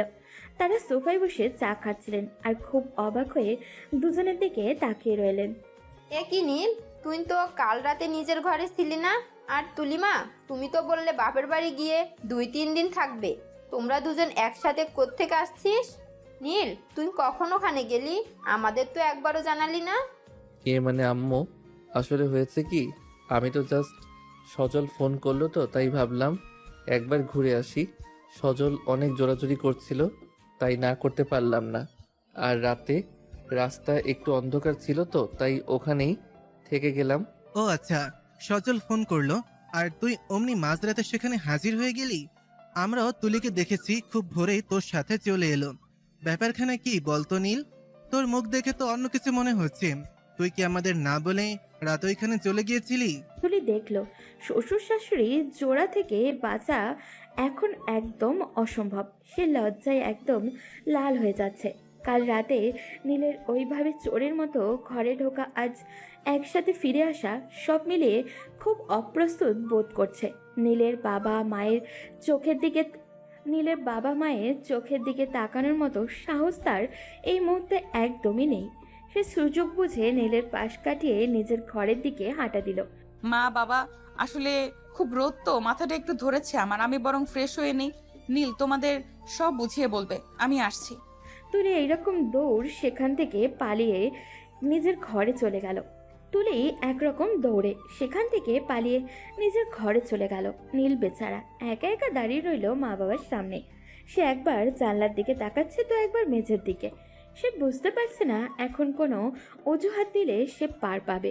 তার বাবা মা সে যে সবই ধরে ফেলেছে, যেটা তাদের চোখ দেখেই বোঝা যাচ্ছে। কি রে, কথা বলছিস না কেন? তুলি তো পালিয়ে গেল, তুই তো আর পালাতে পারবি না। বল, কাল রাতে ওই বাড়িতে গিয়ে কি কি কাণ্ড করেছিস? সজলের সাথে গল্প করেছিস নাকি বউকে আনতে চুপি চুপি চলে গিয়েছিলি? আমাদের তো একবার বললেও পারতিস। আম্মু, তুমি সবসময় বেশি বেশি ভাবো। আমি শুধু সজলের সাথে দেখা করতে গিয়েছিলাম আর তুলি শরীরটা একটু খারাপ লাগছিল বলে ও তাড়াতাড়ি চলে আসতে চাইলো। এর বেশি কিছু না। আমি এখন যাই, আমার ইউনিভার্সিটির ক্লাস আছে, দেরি হয়ে যাচ্ছে। ঠিক আছে, যা যা, ইউনিভার্সিটিতে যা। আমরা তো কিছুই বুঝি না না। নীল চৌধুরী যে এখন অনেক বড় হয়ে গেছে আর নিজের বউয়ের জন্য মাঝরাতে ঘর ছাড়া হয় সেটা আমরা আগেই বুঝেছি। তুই যে বউ ছাড়া এক রাত থাকতে পারিস না সেটা কাল রাতেই প্রমাণ হয়ে গেছে। নীল আর এক মুহূর্ত সেখানে দাঁড়ালো না। সে দ্রুত নিজের ঘরের দিকে চলে গেল। নীলের মা আর বাবা একে অপরের দিকে তাকিয়ে হো হো করে হেসে উঠলেন। তারা মনে মনে খুব খুশি যে তাদের জেদি মেয়ে তুলি আর পাগলাটে ছেলে নীলের মধ্যে শেষ পর্যন্ত একটা দারুণ মিল হয়েছে। তাদের সংসারে এখন শুধু সুখের দিন। দেখলে গো, ছেলেটা আমার লজ্জা পেয়ে কেমন লাল হয়ে গেল। আমি তো ভেবেছিলাম ওরা সারা জীবন বুঝি শুধু মারামারি করে যাবে। এখন তো দেখছি একজন আর একজনকে ছাড়া কিছুই বোঝে না। আরে নীলকে তো চেনো না, ও তলে তলে অনেক পটু। যাক, এখন আমরা নিশ্চিন্ত। ঘরটা আবার একটু হাসি খুশিতে ভরে উঠবে। নীল আর তুলি দুজন দুজনকে পছন্দ করতে শুরু করেছে, এটাই আমাদের জন্য অনেক বড় শান্তি। ওদিকে ঘরের ভেতরে তুলি আয়নার সামনে দাঁড়িয়ে নিজের গাল ছুঁয়ে দেখছে। সে ভাবছিল বিয়ের পরে আজই প্রথম সে নীলের বাড়িতে একদম নিজের অধিকার আর ভালোবাসা নিয়ে পা রেখেছে। লজ্জার আনন্দ মিশে সে এক নতুন জীবনের স্বাদ পাচ্ছে। নীল ঘরে ঢুকে তুলিকে ওভাবে হাসতে দেখে মুচকি হেসে তার সামনে এসে দাঁড়ালো। কি ব্যাপার মহারানী, আয়নার সামনে দাঁড়িয়ে অত কি হাসা হচ্ছে? মা আর বাবার সামনে তো আমাকে একা ফেলে পালিয়ে এলে, এখন কি হবে? আমি পালিয়ে আসবো না তো কি করব? তুমি যে এমন পাগলামি করে রাতে চলে যাবে সেটা কি আমি জানতাম? মা আর বাবা তো সব বুঝে ফেলেছে। এখন তো আমার খুব লজ্জা লাগছে। লজ্জা পাওয়ার কি আছে? আমি তো আমার নিজের বউকে আনতে গিয়েছিলাম। আর শোনো, এখন থেকে আমি যেখানে থাকবো তোমাকেও সেখানেই থাকতে হবে। আর কোনোদিন আমাকে না বলে বাপের বাড়ি যাবে না, মনে থাকবে? তুলি নীলের কথা শুনে আবারও হাসলো। সে বুঝতে পারল নীলের এই শাসন আর ভালোবাসাটাই তার জীবনের সবচেয়ে বড় পাওয়া। তারা দুজনে আজ নতুন করে একে অপরের আবিষ্কার করলো। নীল আর তুলির এই ছোট ছোট খুনসুটি আর ভালোবাসা দিয়েই শুরু হলো তাদের নিজেদের পথ চলা। নীল আর তুলির এই ছোট ছোট খুনসুটি আর ভালোবাসা দিয়েই শুরু হলো তাদের নতুন পথ চলা।